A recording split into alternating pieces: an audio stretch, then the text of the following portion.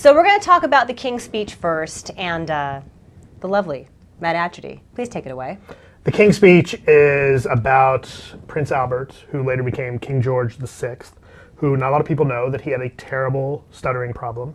And that was going to be a problem because he was going to be king and had to speak. Now, he wasn't expecting to be king.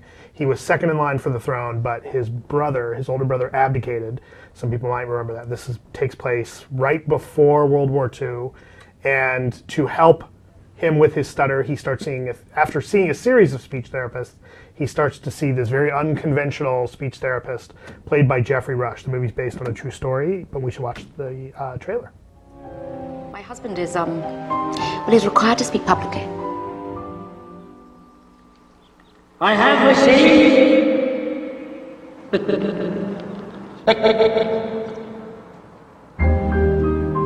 Perhaps he should change jobs. And what of my husband with a king? My husband has seen everyone. Insert them into your mouth. Enunciate. He hasn't seen me. I can cure your husband, but I need total trust. What was your earliest memory? I'm not here to discuss personal matters. Why are you here then? Because I bloody well stammer! Do you know any jokes? Timing isn't my strong suit. Your methods are unorthodox and controversial. Up comes your Royal Highness. It's actually quite good fun. Yes. Art thou afeard? It's your peculiar. I take that as a compliment. Your greatest test is yet to come. What's he say? I don't know, but he seems to be saying it rather well. Your first wartime speech. Broadcast to the nation and the world. This great time of crisis. However this turns out, I don't know how to thank you. Bertie, you're the bravest man I know. I intend to be a very good queen to a very great king. Forget everything else and just say it to me. I want to commend Matt Atchity for his ability to squeeze the word abdicate in there in that short little span of time. You got it in, and we have so few opportunities to use the word abdicate, so thanks. I use that word every day. Do you? Yeah. I'm going to go abdicate myself. And there's some discussion about whether there's a difference between the word stutter and stammer. Actually, I interviewed the director, Tom Hooper, and I was like, so is there a difference between stuttering and stammering? And he says it's often interchangeable, but stammering usually is when you just can't get the word out, whereas stuttering is like when you pronounce the first. So which did he have? He had a stammer. Okay. He had a stammer, I Okay. think. All right. So, thoughts? You love this? This movie's amazing. Yeah. I'm going to say right now, Colin Firth is going to win the Best Actor Oscar. He should. Very well. And Absolutely he will. was nominated last year for A Single Man, and he was great in that, and he's great in everything, so it would make sense. He's fantastic in this. You get completely caught up in his character. He manages to convey the frustration and a certain amount of self-loathing in the way that Prince Albert was speaking. That's just, to me, one of the more impressive things about this movie is that, you think about it, okay, yeah, it's the royal family, like how rough can life be? And you actually manage to feel a certain amount of pity, and you kind of worry about this guy. Right. There's a great scene where King George and what was his name? I can't remember his name. Lionel Logue. And they sit down and he realizes I don't have any friends. I've had nannies who raised me, but nobody who actually wants to hang out with me for me.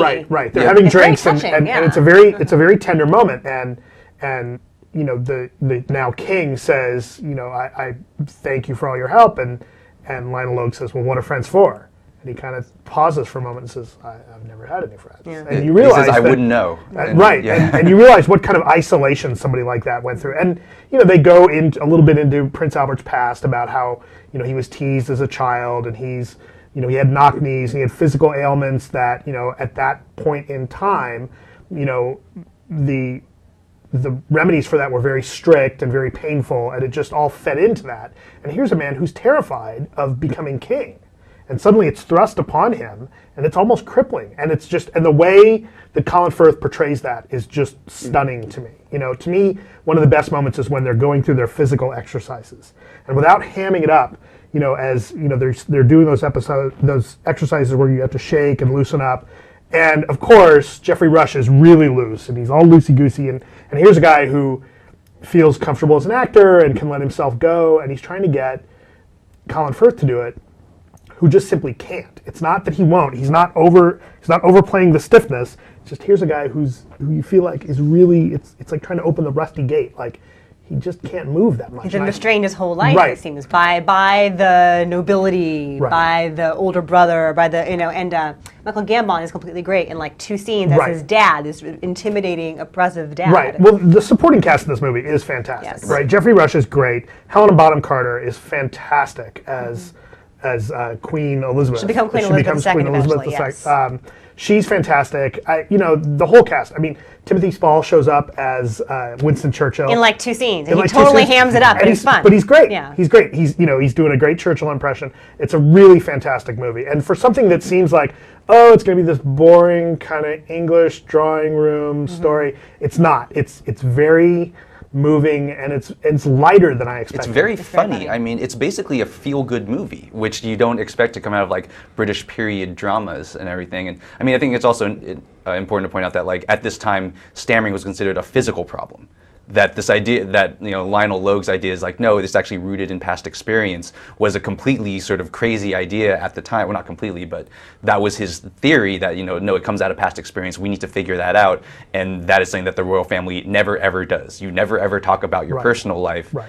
and that's what Lionel Logue has to get through, has to fight through to kind of make the statement. No, I mean, so that way he can actually solve the problem. And when you see the king backsliding, when he starts to lose it, I mean, when Right. he feels like he's made all this progress, then starts to lose it, and just how upsetting that is, and almost wanting to give up. Like, it's really heartbreaking what he goes through, and I think it's also interesting. Like, I interviewed the director, and he was saying that like at the time Albert was considered like the dumb one. He was like the dumb prince because like he couldn't talk, or they kind of kept him hidden. But like they actually had Lionel Logue's diaries, and through spending time with him, Logue found out he's actually really smart, and apparently Colin Firth finding his humor showed how smart he is. Like in the trailer where he's like, oh, timing isn't my do you know any jokes? Timing isn't my strong suit. So this guy was incredibly intelligent, but just had basically relegated himself. I'm not going to be involved in any of this because I can't talk. Right, and also, speaking of the humor in there's that great scene, which unfortunately also earned this movie its R rating, where he finally gets through a lot of the stammering by cursing. I mean, Lionel Logue tells him, sing, just do it in rhyme, just do it in curse words, just get the words out. And so he has this whole torrent of all the words that George Carlin loved so well. It's the shades of planes, trains, and automobiles. Yeah, I think why they gave it the R. But it's too bad though. This is why this movie has an R. There is nothing offensive or violent or shocking at all about this movie. So it's kind of a bummer. So you loved it then. You loved it then. I love it. It's like a perfectly executed movie. It's okay. Here's what it is. It's a little too perfect for me, actually. I think it's a little too calculated and a little safe. I mean, they're great together. They are. But the movie hits every single note that you expect it to. There is nothing surprising about it. And what I wrote in my review is that it's kind of a buddy comedy on the same order as Due Date, where Robert Downey Jr. and Colin Firth are the uptight, arrogant guys whose lives seem rigid and fine, and they don't want anything shaken up. And then Geoffrey Rush and Zach Galifianakis come in, and they're unconventional, and they're mavericky, and they're kind of wacky, and they're opposites, and they clash. And then they get to know each other, and then there's going to be some kind of contrived obstacle that keeps them from being friends, but they'll overcome it, and eventually they'll be friends. So there's this formula, and they're very much types, these two guys, but again, the performances are so excellent, and the movie itself is so beautiful, and just production values are flawless, and the cast is all totally pedigree, so you kind of have to just give in and go, okay, this is pretty great. I mean, you also got Derek Jacobi, you've also got Guy Pearce. I mean, you've got some really amazing actors in here. I don't think you can really hold the predictability against it. I mean, it is based on history. If you know your history, Hitler did not conquer England. I heard it somewhere. No, but beyond the history thing, though, just the formula of it. Yeah, I know. I mean, I will admit, good. Give in. Exactly, which I did. Yeah. No.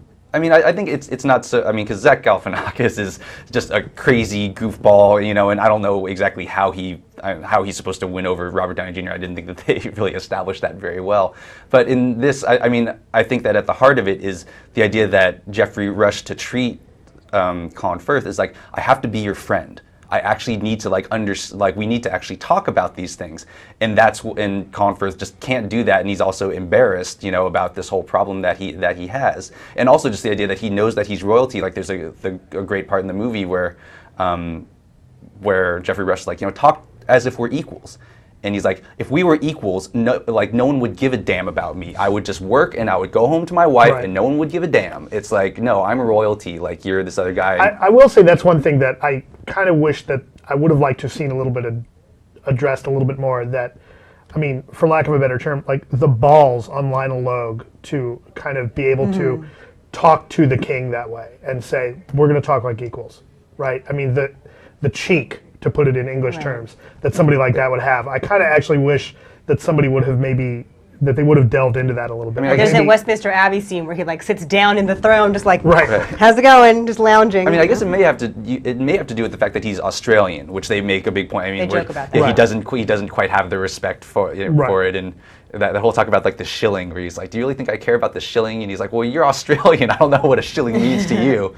And so I think that's supposed to be part of his looseness. And also, they're Australians. They're all just lovely, relaxed people, aren't they? They're a nation of prisoners. It's the awesome blossom. Yeah. So let's give our numbers. Go first. 9.5. Okay. Yeah, I said it's practically a perfectly executed movie. I say 9.8. Wow. Okay. I'm the tough one here. I'm giving it an 8.